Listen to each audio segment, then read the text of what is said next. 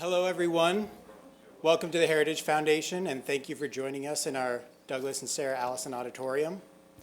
My name is Andrew Parks. I'm the Assistant Director of Lectures and Seminars. I have the pleasure of introducing Ambassador Henry Cooper, but before I do that, I want to go through a couple housekeeping items. If I could remind everyone to check that cell phones have been silenced.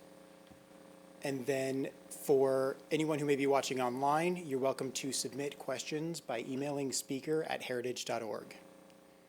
I also wanted to mention that following the Congressman's keynote remarks, we will have a panel discussion that's hosted by Michaela Dodge. She's the Senior Policy Analyst for Defense and Strategic Policy here at the Heritage Foundation. But first up is Ambassador Henry Cooper. He's the Chairman of High Frontier and former Director of the Strategic Defense Initiative Organization. Ambassador Cooper.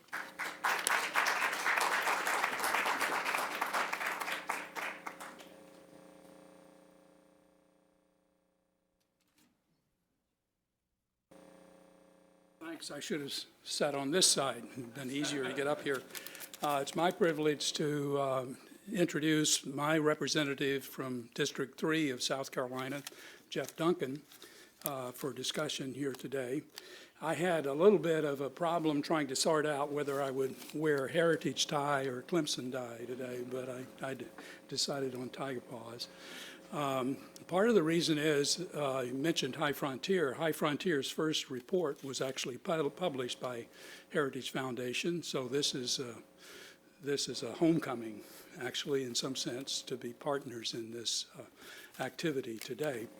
And I'm privileged to be here. And back in the 90s, the last time we took control of the Congress after I forget how many years, the Republicans taking it over, I was privileged to lead a study here at Heritage which recommended what we should be doing in missile defenses. And they've done about half of what we argued for, which was to build what we now have deployed on our Aegis ships around the world.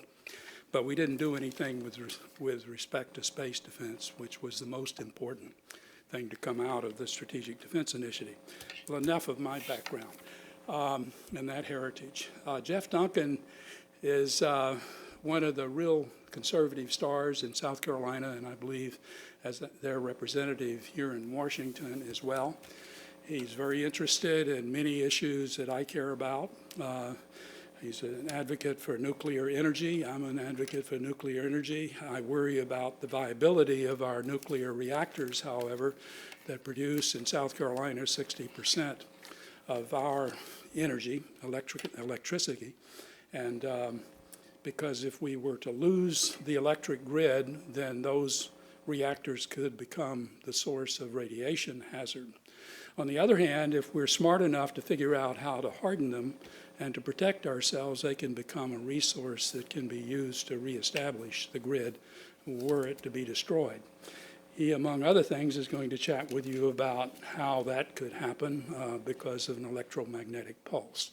And I don't know whether you're familiar with that world or not, but he is very concerned about this as a member of the EMP caucus, as well as serving on several other important committees in the Congress, including Homeland Security. Without further ado, I'd like to introduce Jeff Duncan, the class of 1988, only 30 years after I finished. So anyway, Jeff.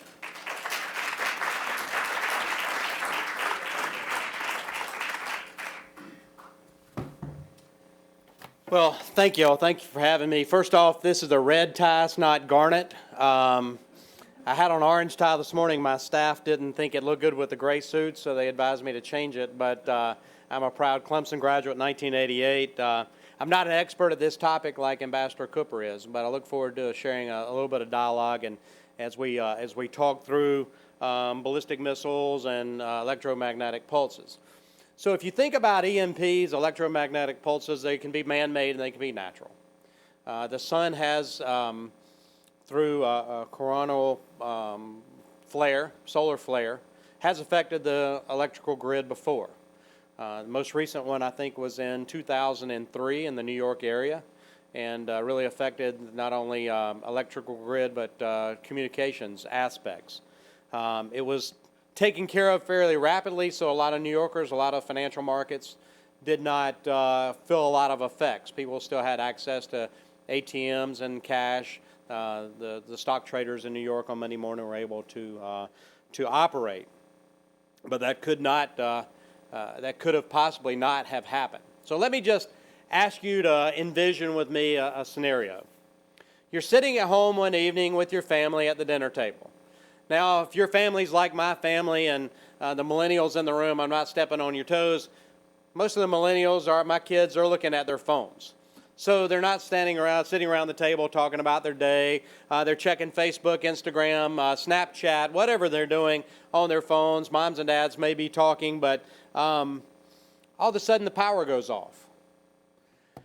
Doggone it, it's August, must have a brownout or blackout going on, and the power company will get that taken care of. Have no power at home. You did have food, so because you're eating dinner, so you're not too worried about how you're going to cook a meal. The kids all of a sudden say, well, Dad, the internet must be down. My phone's not working. I can't get on Snapchat. I can't get on Facebook.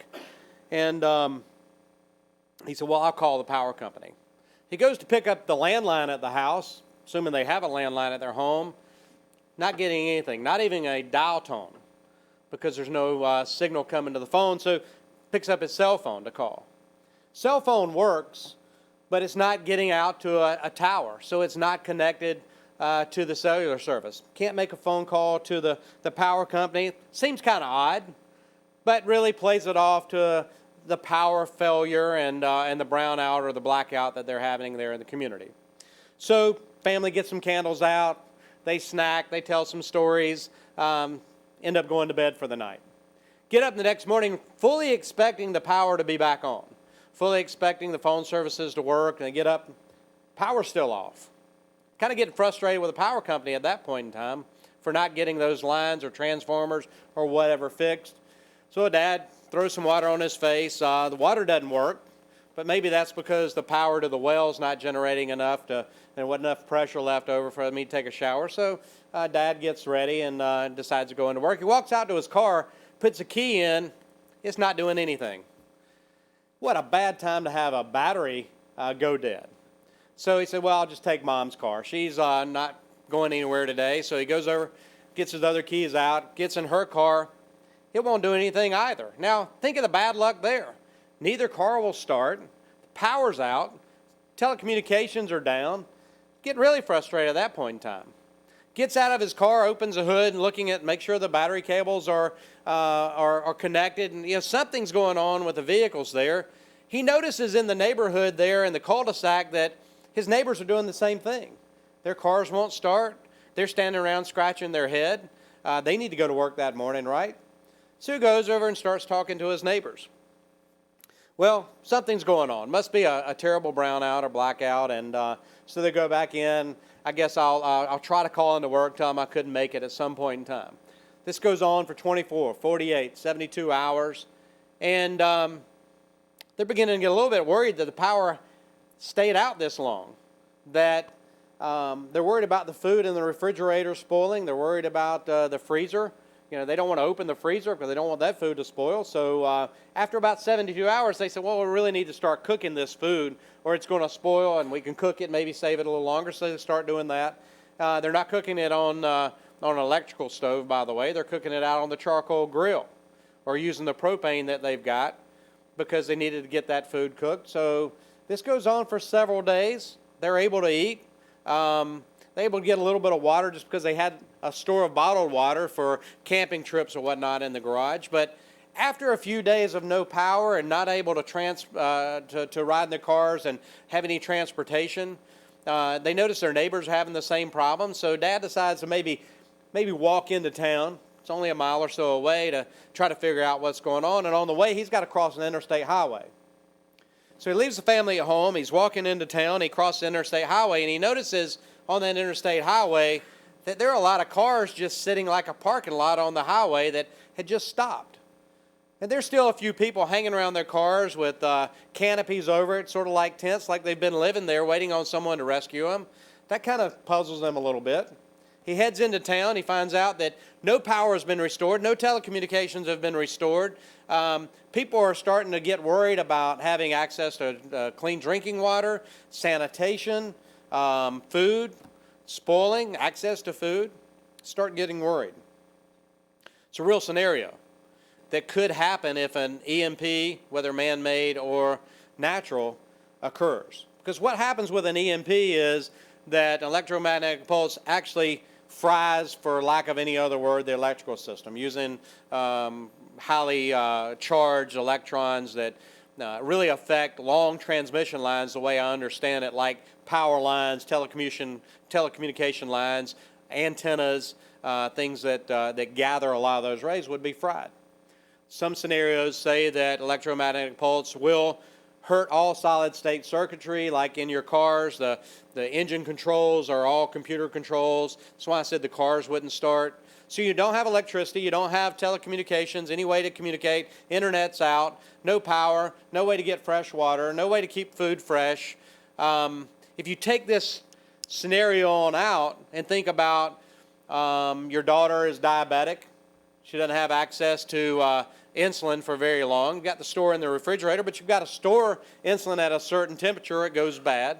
You've got to have access to that.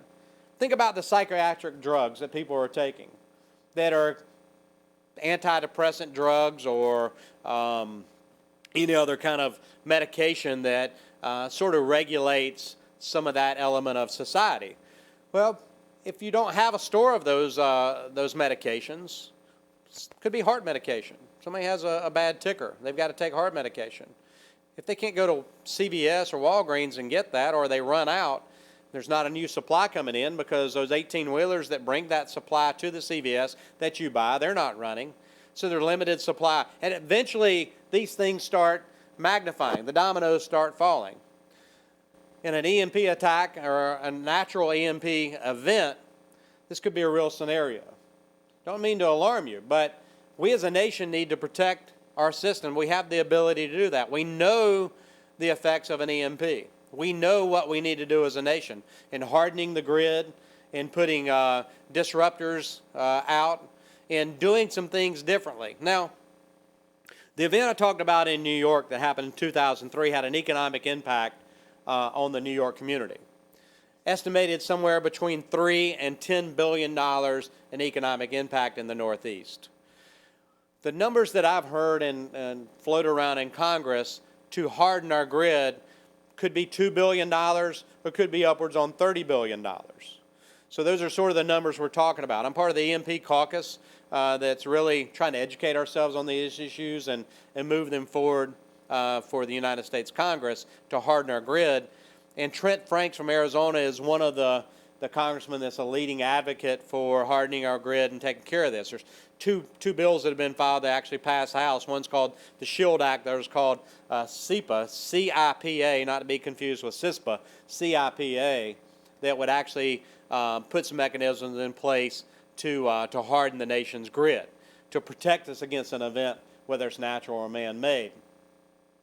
But if you really start thinking about all the things that rely on a steady electrical grid. That's manufacturing, of course, but that's also keeping your food fresh in your refrigerator.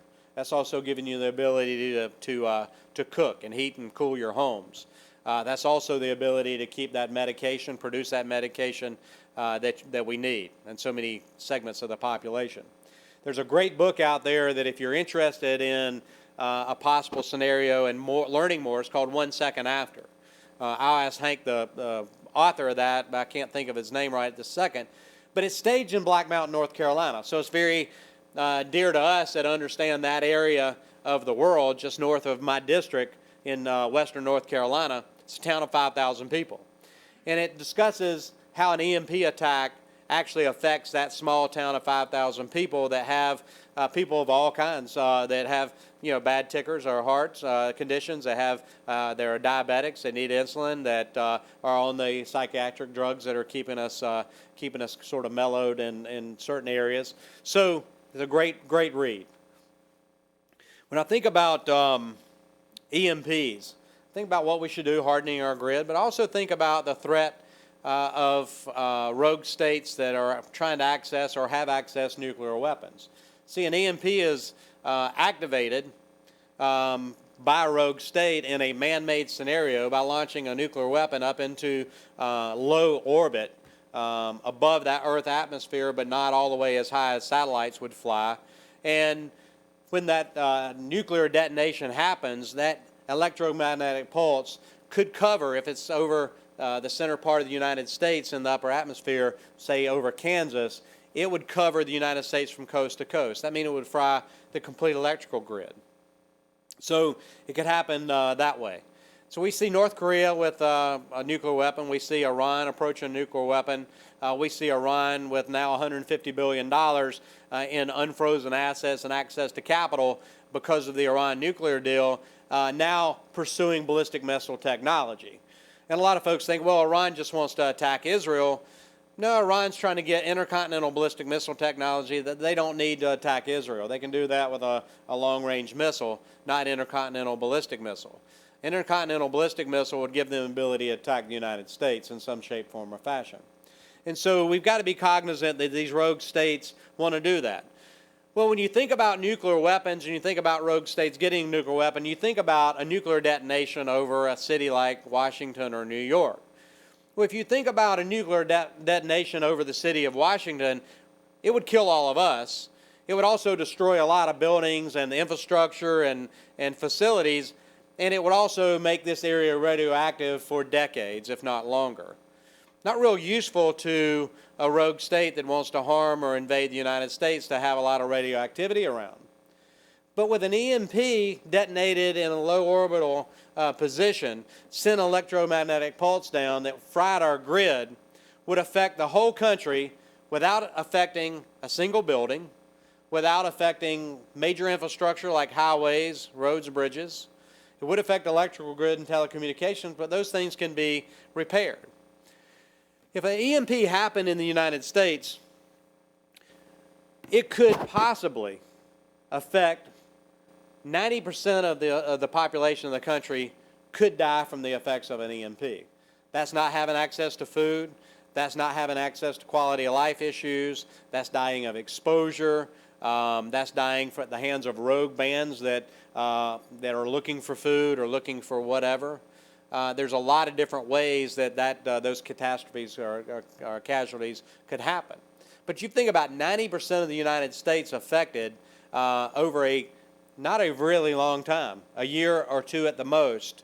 A rogue state that wanted to invade the United States, have access to our infrastructure, have access to our natural resources, would be able to walk right in after a period of time if 90% of the population had been killed off in the U.S. And compare that to a nuclear weapon, no radioactivity, no destroyed buildings, and they could roll right in and reinstitute a national grid system and telecommunication to meet their needs, and they would have a country already built out with infrastructure for them. That's why it's a concern. When we think about it, and there's a great pamphlet out there I'd recommend you get, the Heritage put together about ballistic missiles. There's also a great website that Heritage has talking about EMPs that lay out some of the different physics dynamics of E1, E2, and E3 effects on the grid. I'm not that knowledgeable about that. I read a lot, but I do know how it would affect the population, how it would affect our quality of life, and I'm concerned. So how would a rogue state go about that? Do they need intercontinental ballistic missile technology to explode a nuclear weapon to create an EMP? Possibly not. Because small, short-range weapons that could get a small nuclear weapon into the atmosphere can be launched from a container ship. They could be hidden in a container, could be sailed into the Caribbean or into the Gulf of Mexico, off the East Coast, Chesapeake Bay, as a normal cargo ship. They could utilize that mechanism. They could also use an intercontinental ballistic missile. We need to be concerned. One thing Ambassador Cooper and I have talked about several times is about, we as a nation have really focused most of our anti-missile technology, NORAD, to the north, looking over the Arctic Circle, because we really have been fighting a Cold War against Russia for so long in our thought process about nuclear attacks, we've focused in Alaska, working with the Canadians, really looking at things coming over the top part of the globe to attack the United States. We're not thinking and positioning enough elements of our defense looking south, looking over the Gulf of Mexico, or even looking east. We're beginning to look east a little bit. There was just an aerostat that was supposed to be an early detection system that was flying over Maryland as a test case, broke loose from its tether and ended up floating away and landing somewhere. That was concern for a lot of people. I don't know that they've reinstituted that aerostat or that big blimp with the ability to look over the oceans and see any low-range missiles.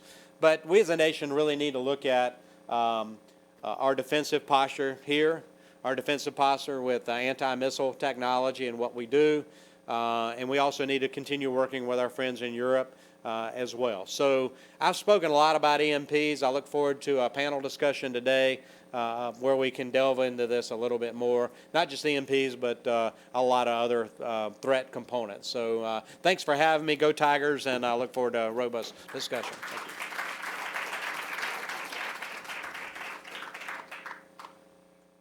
Are we going to sit up here? Is that what I'm Thank you so much for that great introductory remarks. And now I have the distinct privilege to introduce two gentlemen, Ambassador Henry Cooper and Jim Carafano. And in addition to High Frontier, Ambassador Cooper was the first director of the Strategic Defense Initiative, not first, but one of the first directors of the Strategic Defense Initiative organizations during the Bush administration. He was also President Reagan's negotiator for defense and space talks, and he was assistant director of the Arms Control and Disarmament Agency. He also served as a deputy assistant secretary of the Air Force, and he just has had a long and distinguished service to the nation, and we're very honored to have him here at the Heritage Foundation back. Jim Carafano is Heritage's Foundation's Vice President for Foreign and Defense Policy Studies. He's a E.W. Richardson Fellow and Director of the Catherine and Shelby Cullum Davis Institute for International Studies. He's been at Heritage for a while. He's my boss. He's one of the most original national security thinkers and one of the most knowledgeable for sure. With that, let's get the panel started. Sure. Am I up first? Yeah. Is that what you said? Well, I appreciate being here again. As I said earlier, I'll try to complement with an I and with an E Representative Duncan's comments on EMP and the missile defense area. EMP is one of the ways that the grid can be taken down. And one supplement to what he said was that I believe if we're seriously attacked in this country, it will be from a combination of threats. One of the threats is just physically to go out and destroy the critical substations that distribute the electricity through the grid. We know this is a problem because 2 years ago at a substation outside of San Jose, California, there was what appears to be a really organized attack. Some special force types looked at what happened there and they considered that it was professionally done from their perspective. And they missed by cutting one cable, one of the fiberglass cables, the ability to redistribute the load around the substations in the Silicon Valley area. If they had cut that cable, all of Silicon Valley would have gone down.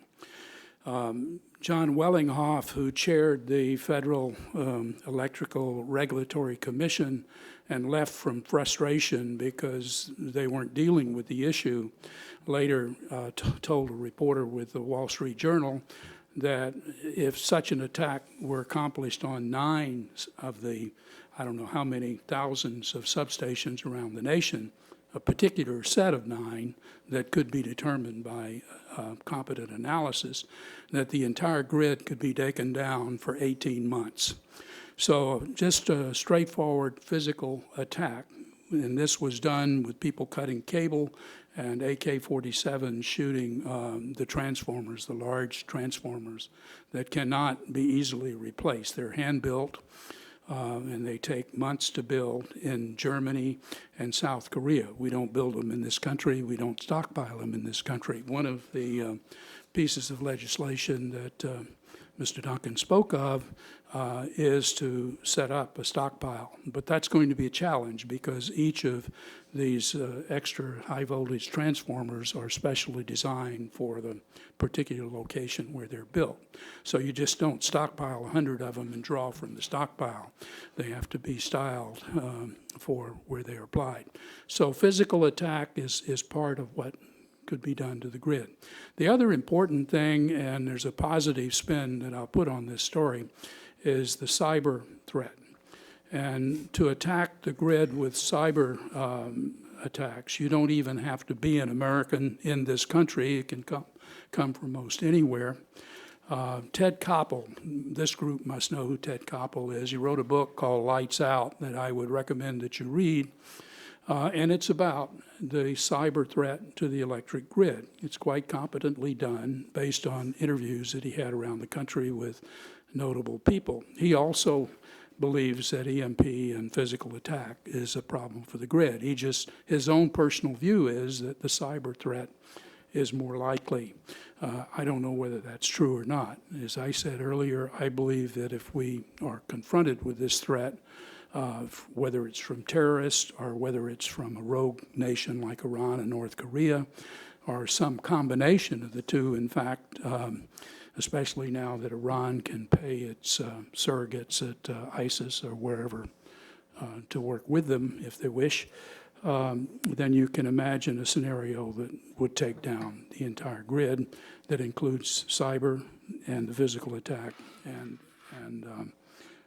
without even involving the nuclear weapon. So here's a dilemma on that front.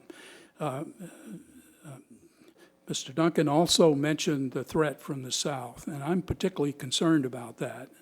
As he said, our design of our missile defense systems were predicated on a threat originally from the Soviet Union, less so from China, afterwards from North Korea, and people have extended all that to think about Iran as a threat, and those missiles come toward the United States over the northern polar region. So we've aligned our defenses against a threat from the north, and we've left the back door open, if I can use that analogy. We have very little capability to even track threats that would come over the south polar region, for example, and both North Korea and Iran have launched satellites southward that approach the United States on their initial orbit over the United States. In fact, one of those satellites passed over the United States at a time that was essentially a companion to this attack at the Metcalf facility in California. So you can imagine all sorts of scenarios where this problem could come into being. And while the defense, the Congress is addressing the East Coast defense, that's part of the legislation that's being dealt with. To my knowledge, there is nothing being done either in the executive branch or the legislative branch to deal with this threat from the south. We don't have an ability to protect against the case that he mentioned of missiles being launched from vessels in the Gulf of Mexico. And it's silly that we don't. We don't have to do R&D to make this happen. We're already building a system that could be deployed on our military bases around the Gulf of Mexico with what is being deployed and is operational in Romania now and will be operational in Poland in 2018, I believe it is, to protect against Iranian attack on Europe and to a lesser degree what might come toward us from Iran in that direction. Those same facilities on military bases around the Gulf of Mexico could could provide the protection that is needed. And no R&D is needed. You have to do the environmental impact statement, I suppose, but it's a military base, and this can be done at a number of places. I would argue it ought to be done at Tyndall Air Force Base to begin with. You may or may not realize that their 263rd Army Air and Missile Defense Command in Anderson, South Carolina, in Mr. Duncan's district, actually is a deputy commander of 1st Air Force, which is located on Tyndall Air Force Base, and they have responsibilities for missile defense, not only in that world, but also even here in the Capital Area Division. So South Carolina has roles to play in all this, and if we have time in the question and answer, I'd be happy to address some of the things I'm doing in South Carolina to try to work this problem from the bottom up, because frankly, I have little confidence, no insult intended, but little confidence that Washington is going to deal with this issue anytime soon. Thank you. James, if I could just add one thing to his comments, just, I don't want to beat up on Iran too much. Well, I don't mind doing that. Iran is very active in the Western Hemisphere. When you think about Iran, you don't think about South America and Latin America in general, but they've opened 80 cultural centers, new cultural centers in the last 6 years, to the point that the former commander, General Kelly, Major General Kelly with Southcom, has been very alarmed about the Iranian activity in the Western Hemisphere. And now, will they be able to bring missile components to South America and put them together there and arm them with a nuclear weapon? That's kind of a stretch. But what it does with their increased activity, it gives them an excuse for more trade, more shipping, more airlines flying their.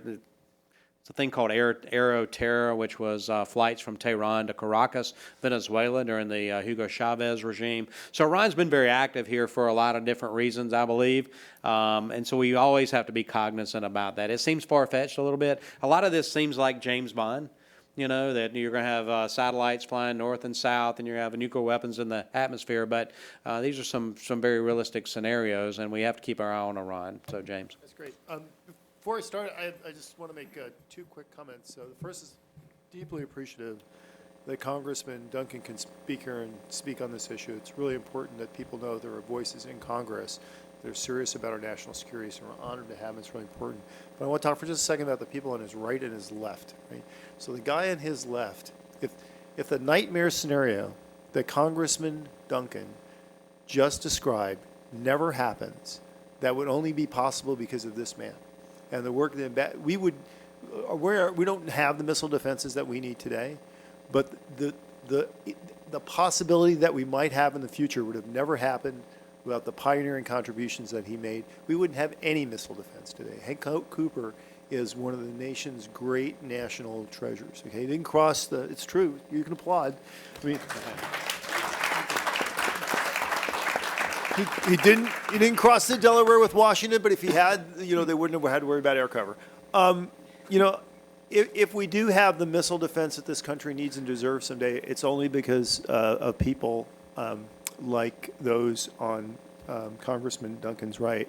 I can count on one hand the next generation of professionals who have the expertise, the knowledge, the dedication, and the drive to turn the desire into action, and Michaela is one of them. And I would argue she is one of the, and don't look at her age, and she is one of the, right now, one of the top people in the country, not just on the technical stuff, but understanding the policy and the politics and the geopolitics of this.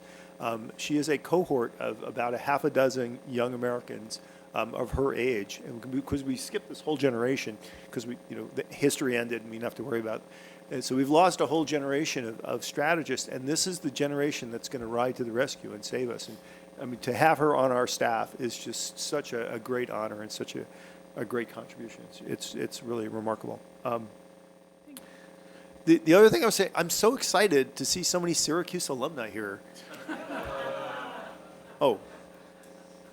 Oh. Okay. So it was a lot of great discussion about threats and and countermeasures. But I want to focus for just a second on the missile defense part and kind of explain why that's so crucial. I mean, one of the great things about missile defense is missile defense doesn't care, right? It doesn't care if you're shooting a comprehensive missile defense, that it doesn't care if you're shooting at Los Angeles or San Francisco or New York or Oklahoma. It doesn't care if you're doing a high altitude EMP burst to take out the entire grid, or if you've got a nuclear weapon that's aimed at a city. The missile defense is just going to shoot the damn thing down, right? Doesn't care where it come from, how far it came from, or how big it is. So if you have comprehensive missile defense, you haven't solved every national security threat in the universe. But other than the zombie apocalypse, you have probably taken off the table the one thing that could kill 90% of Americans in an instant. So this is something simply worth having. And so you step back and ask yourself, well, dude, why is this not a no-brainer? And why is this actually a partisan political issue? So you go in a typical room, right? And the conservatives are on the right, and they're going, yeah, we think missile defense is cool. And the liberals on the left, and they go, oh, no, this is evil. I mean, how did missile defense become political? I mean, it's just nuts. So how did we get here? And the answer is we just got here by not thinking. Yeah, I know, because there's a couple of Hank's classmates here, some people have seen, remember Dr. Strangelove, right?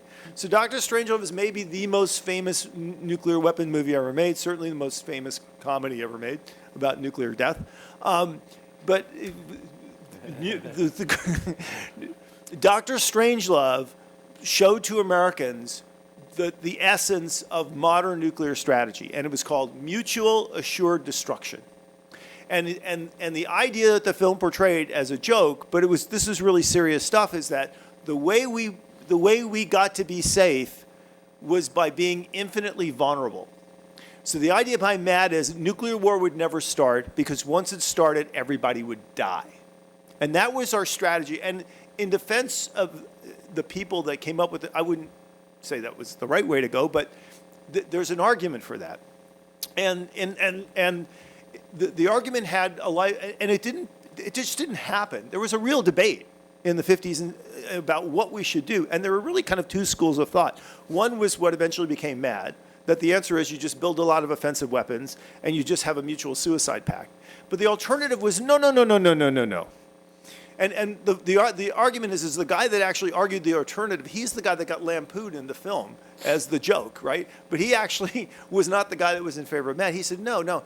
He says the way you win a nuclear war is not by showing everybody dies, but by showing you wouldn't lose.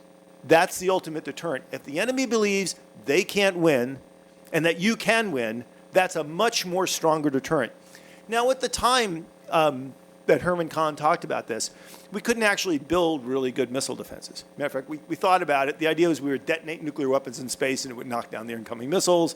That lasted about 5 minutes, and people said, maybe that's not such a good idea.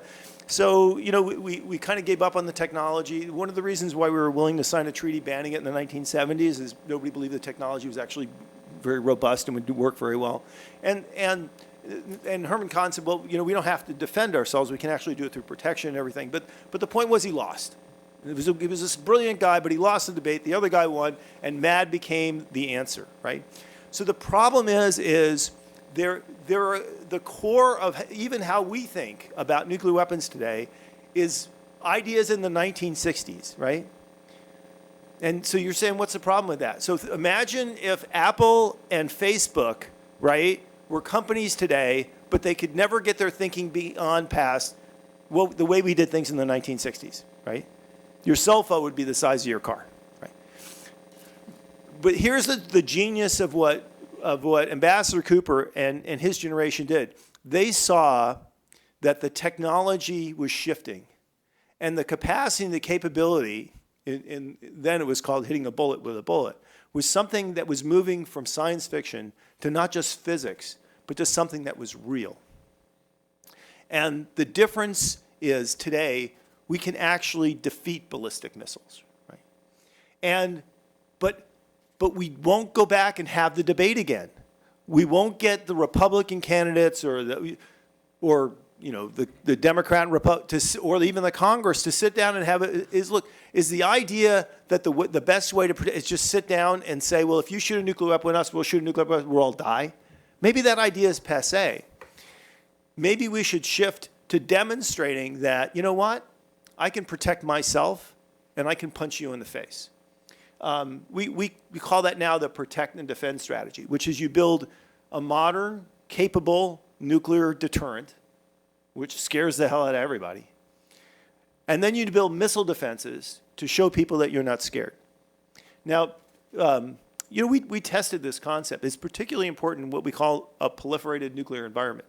It's a lot easier to have a standoff if it's just, the two guys in the street with their holsters, Lee Van Cleef and Clint Eastwood, facing each other down.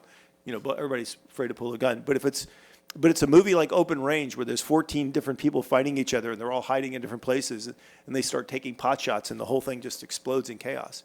I mean, that's what the Middle East is going to be like. If we wind up in a situation with a nuclear Iran, a nuclear Israel, a nuclear Turkey, a nuclear Egypt, a nuclear United States, a nuclear Russia, or you wind up with a nuclear North Korea, nuclear South Korea, nuclear Japan, it's impossible to reach stability. Somebody's always going to have an itchy trigger finger. And in that environment, just people are going to die. But we've actually proven in real life that missile defenses actually deter and actually lower the escalation. So, for example, the Palestinians have been building bigger and bigger and more capable and more robust missile forces. Why doesn't a Gaza war happen every day? Why isn't every day Israel paving over Gaza, right, until they rebuild their missile stocks and do it again? And the reason is the Israelis have built a comprehensive missile defense capability to protect their country. So when they get shot at by the Palestinians, they shoot the damn things down, and that gives them a day to think about their response, right?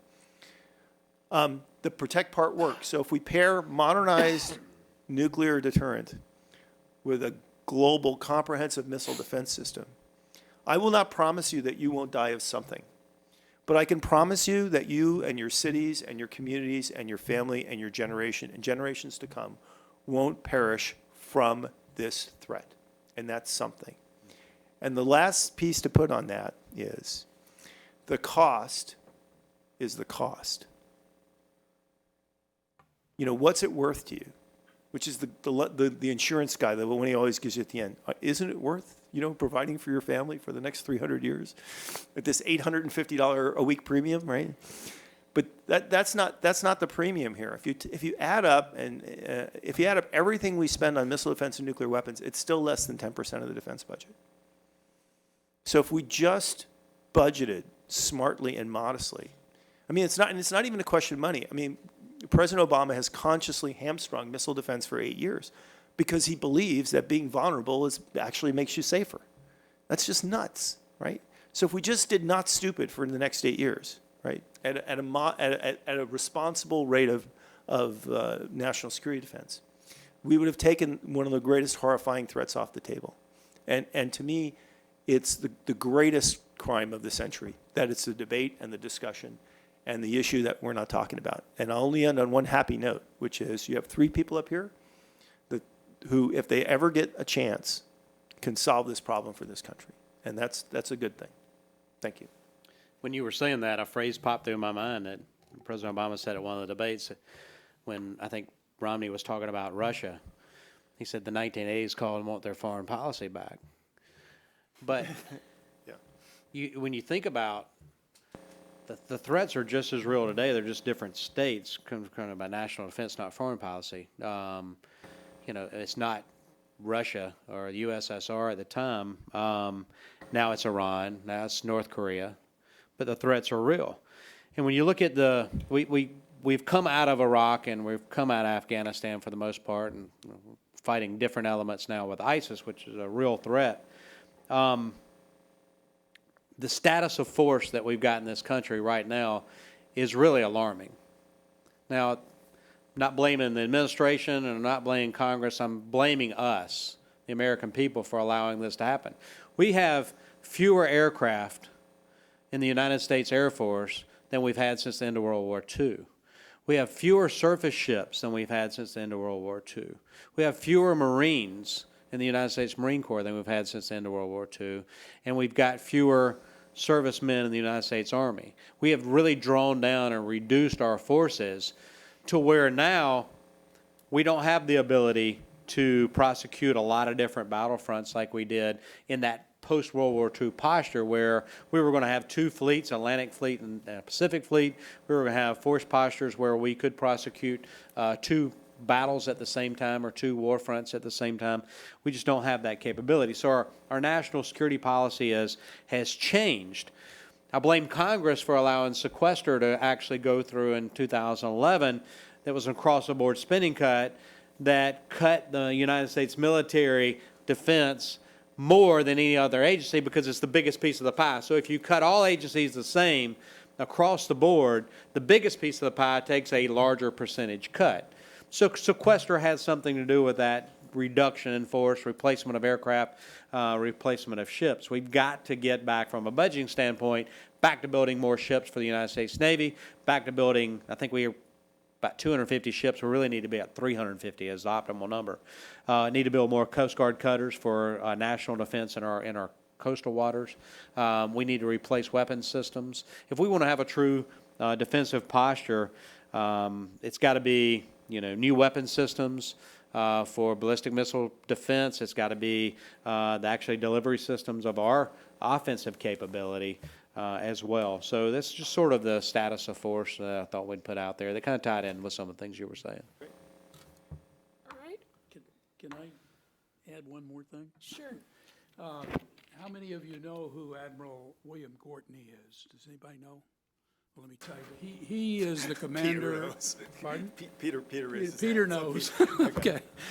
He's the commander of NORAD. Do you know what NORAD is? The North American Aerospace Defense Command out in Colorado Springs. Those are the guys Okay. that track Santa Claus, right? Yeah, right. They track Santa Claus, among other things. He's also the commander of NORTHCOM. And in that hat, he's responsible, at least for DOD's part of Homeland Security. For some reason, they call it Homeland Defense in the Department of Defense. And one of the problems is there's really no one in charge. And one of the greatest bits of evidence of that is that Admiral Gortney truly understands what EMP is all about. I worked on the hardening Cheyenne Mountain back in the 1960s, so it's nothing new with respect to our strategic systems to harden them.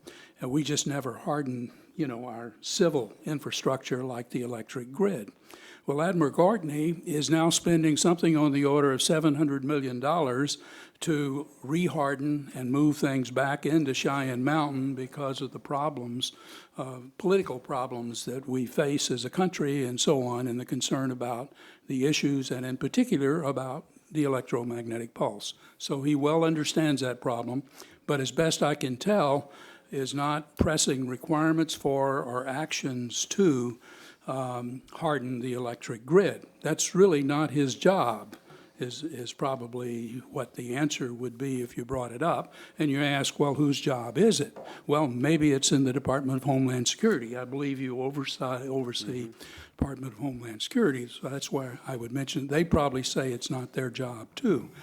And no one is responsible for taking care of this problem in the government below the president. And that's one of the big issues.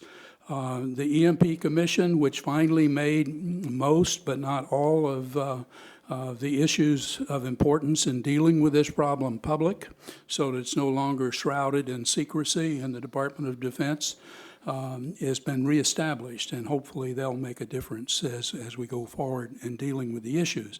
And it's been reestablished. It's my understanding that all the prior commissioners have agreed to serve again on the new commission, including Johnny Foster, who's in his 90s now and is a treasure for this country. Bill Gortney understands the problem, and I'm satisfied if he had the charter to deal with it, he would be pressing the issue. But somebody's got to get this stuff organized, and if not on the Hill, maybe in the next administration.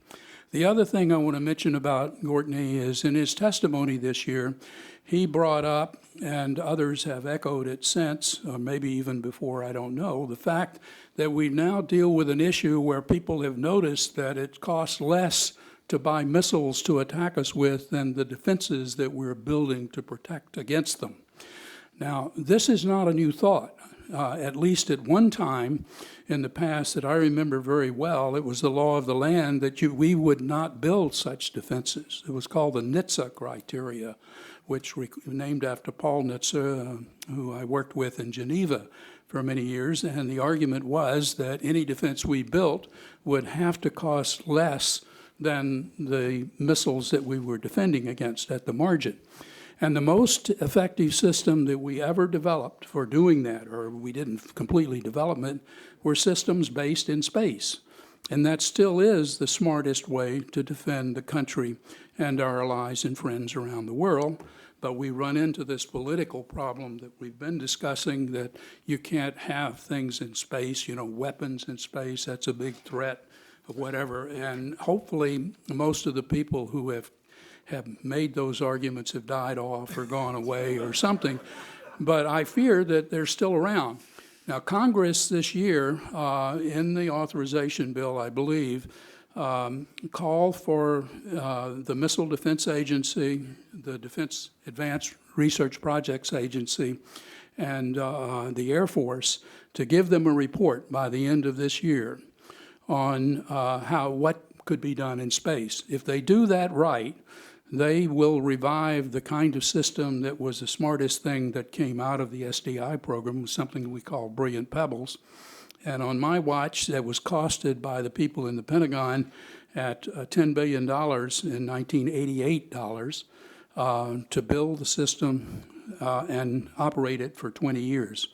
If you escalate that to today's dollars, it would be $20 billion. A lot of money, but not much as compared to what we have spent on missile defenses that are a lot less effective. The reason we don't have it is purely a political argument. And if you folk really want to engage in a useful debate to turn that tradition or whatever you want to call it around, I would urge you to look at that. This is something I mentioned earlier. The study we did at Heritage in the mid-1990s said that, we want a global defense first from the sea and then from space. The sea because, something like 3/4 of the Earth's surface is water, and so you can defend lots of places from the sea. And we have 35 ships now. I believe it's 35. It's around that number in any case, deployed around the world with defensive interceptors. So we got half of what we wanted. But the Clinton administration killed the Brilliant Pebbles program almost on day one. They said they were taking the stars out of Star Wars. That was Les Aspin's comment as Secretary of Defense. And I should say that Ash Carter was his Assistant Secretary for International Security Policy at the time, now the Secretary of Defense. If he wanted to, maybe he could reverse that, what I consider to be serious error of the time, and restart that program. I have to say that George Bush, during his watch, did not a thing to revive those technologies, which were the best that came out of the SDI era. And I would note that China has been exploiting it and now the Chinese are threatening our space systems, including all the way to geosynchronous orbit, some 26,000 miles up. And so we still have got the best technologies that came out of Ronald Reagan's SDI program buried rather than used. We have time for one question from the audience. Sir, can you please wait for the microphone? Do we have microphones? They didn't bring the microphones. Okay. You don't have to wait for the microphone. We'll repeat the question. Go ahead. Go ahead. My name is Mitsu Onakai, member of the Reagan Foundation. I know North Korean is cuckoo. He's got a cuckoo head. I know how much of a threat we have here. By the way, I'm a Japan native, U.S. citizen. How real this threat from North Korea is? If something happens, can we defend ourselves? That's my concern. So the question/concern is, can we defend ourselves from the North Korean threat? I've been talking a lot. You want to talk? You want me to go ahead? It depends on how we're attacked by North Korea. I already said they can launch satellites. They have launched satellites. They put a nuclear weapon on a satellite. They don't have to re-enter the Earth's atmosphere, so it doesn't have to pass the testing and all that you go through with ballistic missile threats to cities and so on. You just set it off as it flies over the United States. We don't have a defense against that today. If they launch a missile over the North Pole using their ICBM capability, then presumably our sites in Alaska and to a lesser degree in Vandenberg Air Force Base in California could intercept those missiles. And they have the reach actually to intercept missiles from Iran as well, or at least the Alaskan site does. So we have limited defense, and some places we've left the back door open, as I was saying before, and we have no defense.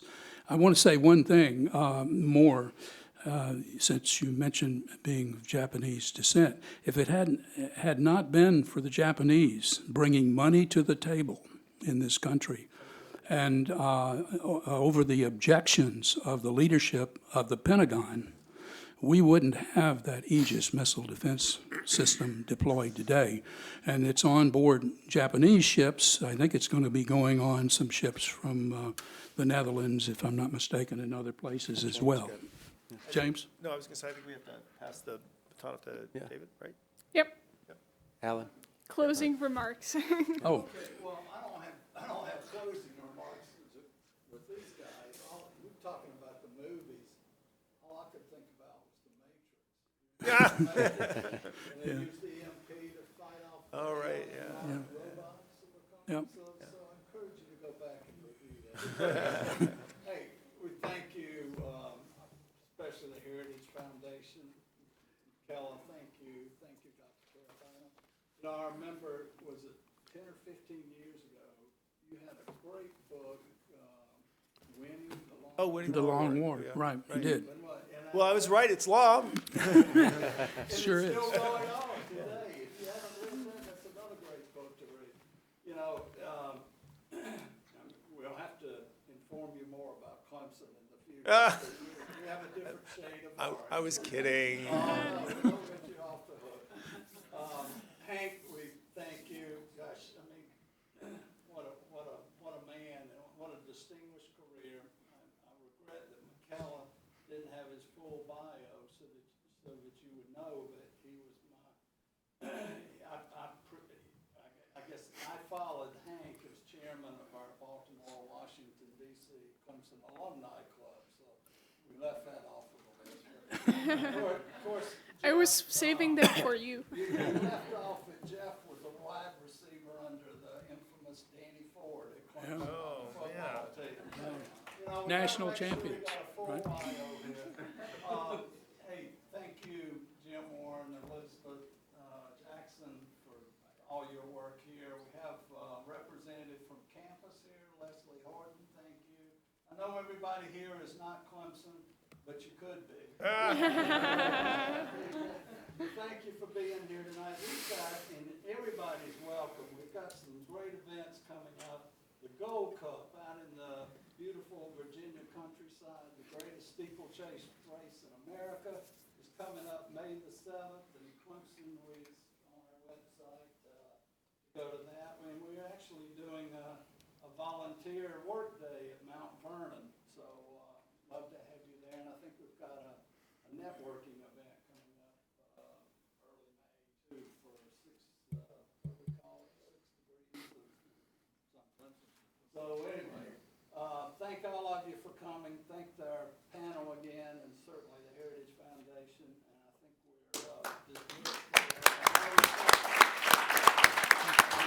Go Tigers.